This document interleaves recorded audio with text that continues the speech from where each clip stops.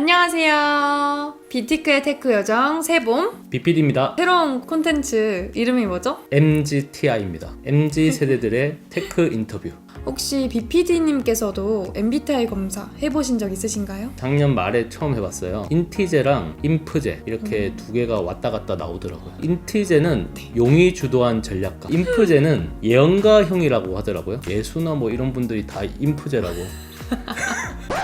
궁금했어요. 왜 이렇게 나오는 건가. 일단 외향적인 것보다는 내면적인 성향이 강하기 때문에 이렇게 나온 건 맞는 것 같은데, 상대방을 잘 공감해주냐 안 해주냐 이런 부분에 있어서 그때마다 다른 것 같아요. 내가 일적으로 사람을 대하게 되면 공감대를 형성하기보다는 냉정해지는 것 같고, 근데 제가 또 고양이 집사잖아요. 그쵸. 고양이랑 놀아줄 때는 엄청 공감을 잘하거든요.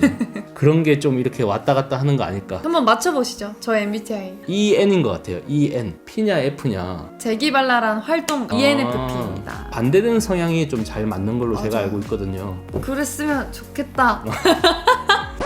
새로운 테크 요정으로서 세봄님께서 같이 하게 되셨는데 너무너무 잘 맞는 것 같아요. 다행이에요. MZ세대, MZ세대 그쵸. 이렇게 얘기하잖아요. MZ세대. 제가 밀레니얼 세대고 세봄님이 Z세대라고. 아, 그런가요? MG가 밀레니얼 세대랑 G세대를 묶어서 한 거예요. 네. Z세대가 이제 90년대 중반부터 2000년대 초반 오. 보통 그렇게 보거든요. G세대의 가장 큰 특징은 디지털 네이티브, 태어날 때부터 스마트폰 이런 걸 써왔던 세대예요. 맞아요.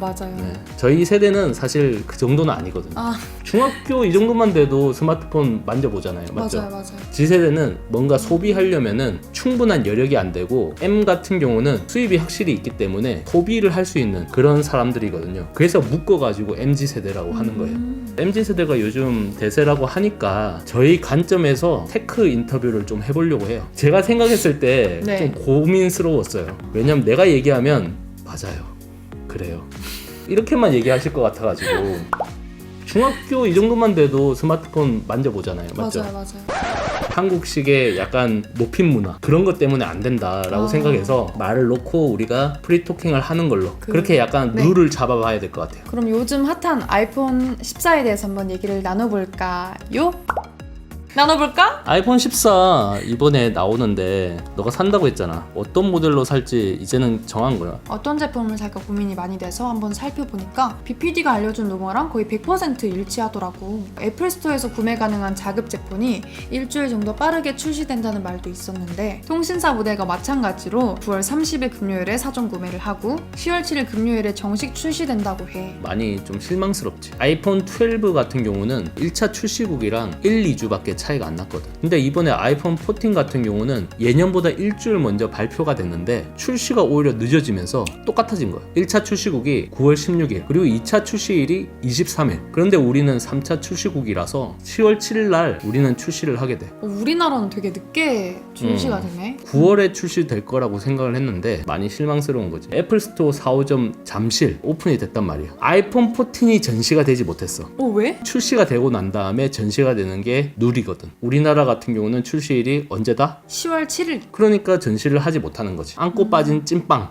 약간 그런 느낌이지. 그리고 애플워치도 동일하게 출시가 돼. 그 애플워치 시리즈 8은 41mm, 45mm 두 가지 크기로 출시가 되고, 가격은 41mm 알루미늄 GPS 모델 기준 59만 9천 원이라고 해. 그리고 애플워치 SE 2세대는 40mm, 44mm 두 가지 크기로 출시가 되고, 가격은 40mm 알루미늄 GPS 모델 기준 35만 9천 원이라고 해. 애플워치 울트라가 49mm 티타늄 단일 모델로 출시되는데 이게 프리미엄 모델이야. 정말? 그래서 가격이 굉장히 비싼데 114만 9천 원.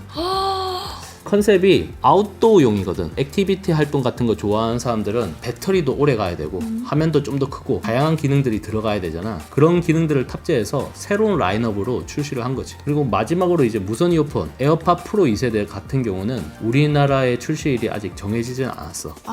가격만 공개가 된 상태지. 그러면 10월 중에는 출시가 되겠지? 그럴 가능성이 높을 것 같아. 일단 에어팟 프로 같은 경우는 갑작스럽게 뭔가 출시가 바로 이루어지는 경우가 많았거든. 일단 1세대를 구매를 안 했던 사람들은 2세대를 넘어가도 괜찮을 것 같은데, 1세대를 산 사람들은 굳이 넘어가야 되냐 이런 생각도 좀 있을 수 있을 것 같아. 근데 근데 아이폰 14를 해외로 직구를 하시는 분들도 있는데 괜찮은 걸까? 직구로 하신 분들이 꽤 많았어. 그러니까 미국에서 배대지를 타고 바로 직구를 하는 경우도 있고 일본에 가서 애플 스토어에서 구매를 하셨던 분들도 있어. 그러니까 예전에 아이폰 XS 나왔을 때 일본 오다이바로 직구를 한 적이 있는데 한국 가격과 일본 가격이 한 30만 원 넘게 차이가 나는 거야. 근데 항공 비용이 왕복으로 30만 원이 좀 안 나왔어. 빨리 사고 빨리 리뷰하자. 지금은 그렇게 하기에는 좀 부담이 있지. 예전에는 분명히 일본이나 홍콩 이쪽이 저렴했어. 근데 지금은 환율이 많이 올라가면서 일본 가격도 기본적으로 높아졌거든. 그러다 보니까 이제 한국 가격이 그래도 경쟁력 있게 받아들일 수는 있는 것 같아. 우리나라 같은 경우는 3차 출시국이기 때문에 너무 늦게 제품을 구매할 수 있잖아. 그 점 때문에 이제 구매를 한 사람들이 있고, 미국과 같은 해외에서 구매를 할 때는 카메라를 찍을 때 셔터음이 안 들리거든. 그런 목적으로 이제 구매를 하시는 분들도 있지. 맥인덱스라는 국가별 애플 제품 가격 비교 사이트가 있는데 나라마다 GDP나 이런 게 다를 거 아니야. 직접적인 비교는 안 되지만 한국 제품이 저렴한 축에 속해. 그러니까 아이폰 14 프로 128기가 모델을 살펴보면 가장 저렴한 국가가 미국, 일본, 홍콩, 한국 이런 순이거든. 우리나라가 저렴한 편이네. 미국 같은 경우는 원래 그렇게 저렴하진 않았는데 최근에 이제 환율이 많이 올라가면서 이번에 아이폰 14는 가격이 동결이 되었거든. 달러가 워낙 가격이 높아지면서 오히려 미국에서 사는 게 저렴해진 거지. 아이폰이 국가별로 모델 번호가 달라. 5G나 LTE 이런 게 되면 그걸 셀룰러 모델이라고 해. 그 셀룰러 모델 같은 경우는 로컬 워런티가 적용되기 때문에 애플 케어 플러스, 리퍼 이런 혜택들을 받을 수 없는 거야. 그렇기 때문에 이 모델 번호가 동일한 제품으로 구매를 하는 게 좋지. 근데 이게 그때마다 달라져. 그러니까 어떨 때는 미국이랑 우리나라 같고 어떨 때는 일본이랑 우리나라 같고. 근데 아이폰 14 같은 경우는 일본도 틀리고 미국도 틀리고 같은 곳이 호주 정도로 내가 확인이 되거든. 호주에서 사가지고 우리나라에 개통을 하거나 애플 케어 플러스 이런 보험 서비스에 가입을 할 때 우리나라에서 산 거랑 동일하게 적용이 되는 거야. 그런데 이제 호주에서 사면 비싸다는 거지. 내가 한번 찾아봤는데 현행 전파법상 한국과 모델 번호가 다른 해외 직구 시 1년 이내 재판매 양도가 금지되어 있고 1년 이상 사용할 경우 중고 거래가 가능하며 적발 시 3년 이하 징역, 3천만 원 이하 벌금형에 처해질 수도 있다고 해. 이런 거를 잘 모르고 중고 나라에 올렸다가 신고 당하는 경우도 있어. 국내 정발됐을 때 구매를 하거나 아니면 우리나라 모델 번호와 동일한 국가에서 해외 직구를 하는 게 마음이 편하지. 변수가 좀 생길 수가 있어. 외국에서 왔을 때 뭐 배터리가 있는 제품이다 보니까 배송 비용이 더 늘어나는 거야. 이것저것 다 붙다 보면 우리나라에서 사는 것보다 더 비싸게 살 수도 있는 거지. 그래서 이런 부분은 좀 고민을 해봐야 될 것 같아. 이번 영상 잘 보셨다면 좋아요와 구독, 알림 설정 부탁드려요. 이때까지 테크 요정의 세봄 BPD였습니다. 안녕. 다음 시간에 만나요.